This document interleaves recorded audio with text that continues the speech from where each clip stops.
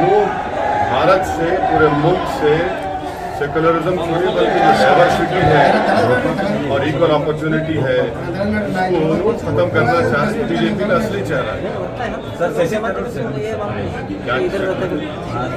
Freedom में जो ऐसा होता है कि माइनॉरिटी आके प्रधानमंत्री बन सकता है तो हिंदुस्तान में करने का मैं तो बोला कि इंशाल्लाह मेरी जिंदगी में या मेरी जिंदगी के बाद एक हिजाब पहनने वाली बच्ची भारत की प्राइम मिनिस्टर बनी बोला वैसा। सर कर्नाटक में एमआईएम कितनी मजबूत है? आने वाले एमएलए इलेक्शन को लेकर क्या मनसूबा बंदी है आपकी? इलेक्शन लड़ना एक पॉलिटिकल पार्टी का काम है और हम इलेक्शन लड़ेंगे।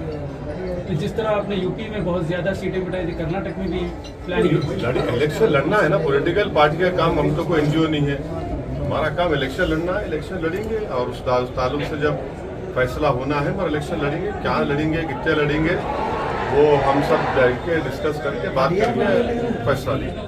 सर और एक यहाँ के विधायक जो है बार बार दोहराते रहते हैं कि मुसलमान पाकिस्तान चले जाए, इस पर आप नहीं, उनको क्या बोलेंगे, हम तो पाकिस्तान का नाम भी नहीं लेते, हम तो नाम भी नहीं लेते, नहीं लेते नाम। इतनी मोहब्बत क्यों है उनको मालूम, मेरे को नहीं मालूम। हम तो लेते भी नहीं नाम पाकिस्तान, तो नहीं मालूम वो क्यों बोल रहे हैं। शायद उनको भारत के प्रधानमंत्री नरेंद्र मोदी बोले होंगे कैसे बोलते रहो तुम, इसलिए बोल रहा हूँ। सर आपकी फैन फॉलोइंग ज़्यादा है, बड़ी तादाद में लोग आपको देखने के लिए जहाँ जहाँ जाते हैं आते हैं, लेकिन बावजूद इसके वो वोटिंग में कन्वर्ट होती नजर नहीं आती। इसकी वजह क्या सर? ज़मीनी सतह पर एमआईएम का वहाँ काम नहीं हो रहा, क्या है? वजह तो ज़रूर होंगी और उसका मैं इनकार नहीं कर सकता हूँ, वजह होंगी और इंशाल्लाह हम अपनी कमज़ोरियों को दूर करने का काम कर रहे हैं और कामयाबी मिलेंगी ज़रूर। मगर ये बोलना है कि कामयाबी नहीं मिल रही हम खामोश बैठ जाएंगे, ऐसा तो नहीं बैठेंगे। हम अपनी कोशिश को, मेहनत को जारी रखेंगे और इंशाअल्लाह ताला ज़रूर कामयाबी मिलेंगी।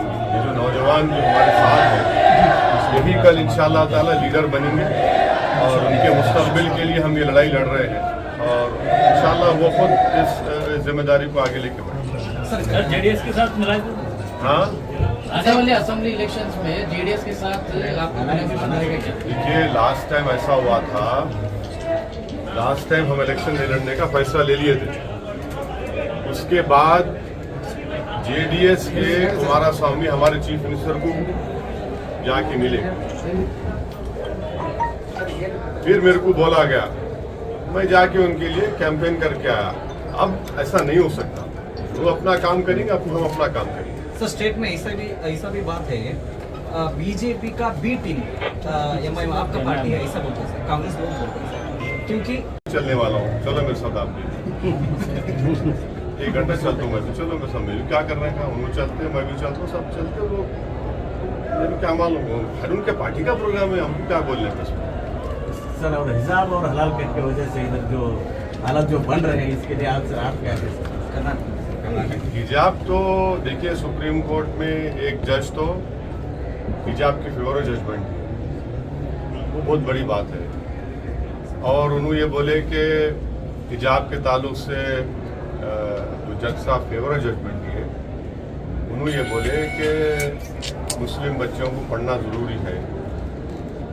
और उन्होंने यहाँ तक ये बोले कि अगर हिजाब पहन के जा रहे हैं स्कूल में तो कोई बड़ी अच्छी बात है, कोई बुरी बात नहीं है, पहन सकते हैं। तो कोई बड़ा पॉजिटिव जजमेंट रहा है। अब वो सुप्रीम कोर्ट में अब chief justice of India decide करेंगे, अलग बेंच बनाएंगे, मगर एक हिजाब के फेवर में तो एक सुप्रीम कोर्ट का एक जजमेंट तो आ गया। सर कर्नाटक सरकार की हलाल कट का जोर से चल रहा है, जो दहशत माहौल पैदा हुआ है इधर माइनॉरिटी के, तो वही तो बोल रहा ना, हमारा हिजाब हम बीजेपी की पसंद खतरा है, हलाल गोश्त खतरा है, मुसलमान की दाढ़ी खतरा है, मुसलमान की टोपी खतरा है, मुसलमान का खाना पीना ओढ़ना बिछोना खतरा है। तो बीजेपी जो है मुस्लिम आइडेंटिटी के खिलाफ है, तो हर चीज़ के उन्होंने खिलाफ है। मगर देश में दिल्ली में प्रधानमंत्री बोलते हैं सबका साथ, सबका विकास, सबका विश्वास, तो सब खाली जबानी बातें हैं। मगर ये जो ग्राउंड पे हो रहा ये हो रहा शर्मा बोले, फिर उनके बाद उनका एमएलए बोला हैदराबाद में, फिर उनका एक एमपी बोला कि मुसलमानों का इकोनॉमिक बॉयकॉट करो। तो ये बीजेपी का असली एजेंडा यही है कि भारत से हमेशा के लिए एक मुस्लिम आइडेंटिटी को, मुसलमान की जो भारत का प्लुरलिज्म है, भारत की जो डाइवर्सिटी है, उसको हमेशा के लिए ख़त्म कर दो। इसीलिए बीजेपी, और बीजेपी क्या है, ये हलाल की बात करके अपने करप्शन को हलाल करके, हलाल गोश्त की बात करके अपने करप्शन को हलाल कर लेते हो।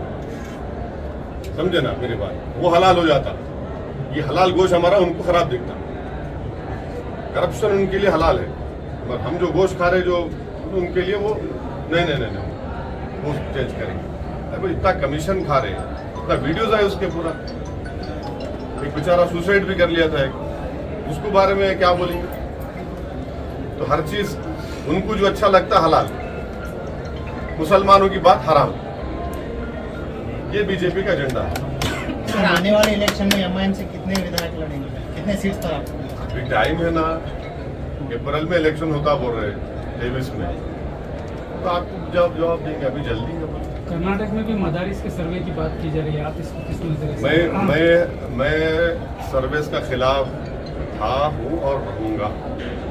अगर सर्विस करना है तो पूरे स्कूल्स का करिए, और सर्विस करने की जरूरत ही नहीं है।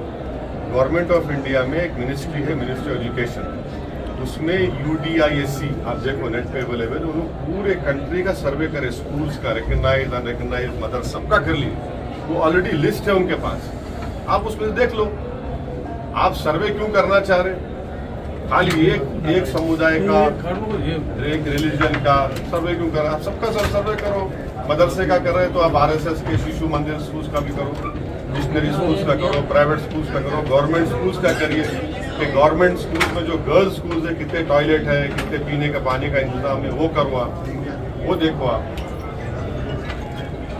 देश के आवाम को क्या मैसेज देना चाहेंगे इस वक्त, कि क्या पैगाम देना चाहेंगे? देश के आवाम को पैगाम क्या देना चाहेंगे? देश के आवाम को ये पैगाम देना चाहेंगे कि आप नफरत को बढ़ने से रोकिए, इस देश की खूबसूरती को समझिए। इस देश की खूबसूरती यहाँ की डाइवर्सिटी है, यहाँ की प्लुरलिज्म है, यहाँ की भाईचारगी है। ये देश की खूबसूरती भी है, ये देश की ताकत भी है। और तीसरी बात ये है कि देशवासियों को सोचना पड़ेगा कि बेरोजगारी इतनी भारत में इतना क्यों बढ़ गई, और सबसे ज्यादा नौजवानों में पूरी दुनिया में बेरोजगार कहीं है तो भारत में है। कीमतें इतनी क्यों बढ़ गई हैं, पेट्रोल डीजल। और आखिरी बात यह है, चौथी बात यह है कि चीन हमारी जमीन पे कब्जा करके बैठा हुआ है, डेप्सांग और डेमचाक में। हमारे प्रधानमंत्री कल दिवाली मनाने हमारे सिपाहियों के साथ गए, अच्छा करें, वहां पर एक चीन का नाम नहीं लिया उन्होंने। बोलना था वहां से हम चीन को वार्निंग दे रहे कि डेप्सांग डेमचाक छोड़ दो। चीन जो है 10 किलोमीटर अंदर आ गया है, हम 5 गांव खो दिए, हमारे जो लोग ग्रेजिंग करते थे जानवर को, ग्रेजिंग राइट्स हम खो दिए। हम प्राइम मिनिस्टर से उम्मीद कर रहे थे कि कल वहाँ गए, अच्छा काम किए, वहाँ बोलना था चाइना को, मैं यहाँ से पैगाम दे रहा हूँ चाइना को, नहीं बोले प्राइम मिनिस्टर। क्या वजह है नहीं बोलने की? अब ये वजह आप पूछना बीजेपी वालों से, उनको दूसरे मुल्क का नाम लेते, चाइना का नाम ही नहीं लेते होंगे। जैसा अभी आप इतने नाम पूछे ना, कौन है आपके यहाँ पूछे, हाँ उनको इतना बोले, उनसे पूछना आप लोग कि भाई साहब ये चाइना के बारे में आप कब बोलेंगे? चाइना के बारे में बोलो। चाइना हमारे डेप्सांग डेमचाक में वो स्ट्रेटेजिक एरिया है, उस पर चीन कब्जा करके बैठ गया उसके ऊपर। हमारे जो ग्रेजिंग राइट्स थे, वहाँ के जो कॉरपोरेटर है, करगिल का कॉरपोरेटर जो है, लद्दाख के करगिल का, उन्होंने स्टेटमेंट दे रहा कि हम लोग हमारे जानवर को ले जाके ग्रेजिंग करते थे विंटर में, वो हम जा ही नहीं सकते, चीन अलाउ नहीं कर रहा। Thank you sir. डेमोक्रेसी है, वो लोग चेंज भी कर सकते हैं। एक प्राइम मिनिस्टर इकोनॉमी पे डिलीवर नहीं किया तो उनकी पार्टी हटा दी गई। मसला है अब यहाँ पे क्या होगा आप तो देख रहे हैं। यहाँ पे तो हिजाब पे पाबंदी है और कुछ है सब। कितने सीट जिता रहे हैं और कितने जीतने के इम्कान दिखते हैं? हमारे 5 मेंबर 5 उतारे थे। एक किसी पार्टी के दबाव में आके विड्रॉ करें, तो 4 कैंडिडेट्स हमारे हैं और इसके लिए कैंपेन करने के लिए मैं आया हूँ। हमारा पोजीशन अच्छा है और मुझे यकीन है कि इंशाल्लाह उन 4 वार्ड की आवाम हमको अपने वोट से